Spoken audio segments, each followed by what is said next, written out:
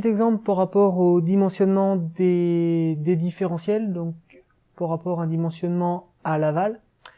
Si on part sur un disjoncteur de branchement en 30-60 monophasé, on aura deux différentiels de notre installation. Le premier différentiel qui alimente du chauffage avec un disjoncteur en C16, une recharge de véhicule électrique en C20, un éclairage, le premier en C10, le deuxième éclairage en C10, et un circuit prise de courant en 16 ampères.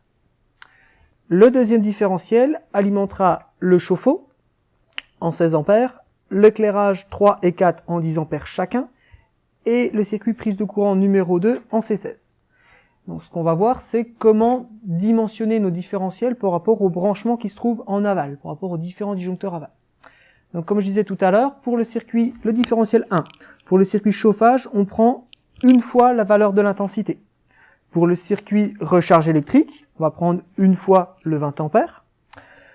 Pour les circuits éclairage 1 et 2, on va prendre 0,5 fois le 10 ampères pour l'éclairage 1 et 0,5 fois 10 ampères pour l'éclairage 2.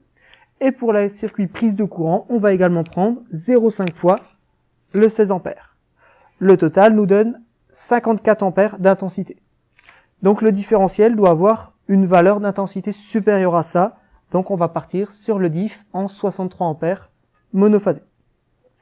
Pour le différentiel 2, on va prendre une fois le courant du chauffe-eau, donc 16 ampères, 0,5 fois le courant de l'éclairage 3, donc 0,5 fois 10, 0,5 fois l'intensité de l'éclairage 4, et également 0,5 fois l'intensité du circuit prise de courant numéro 2. Ça nous fait un total de 34 ampères.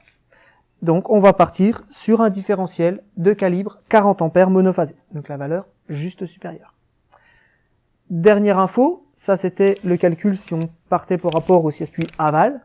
Si on partait par rapport au circuit amont, le disjoncteur de branchement étant en 30-60, les deux différentiels doivent se calibrer sur du 63 ampères monophasé.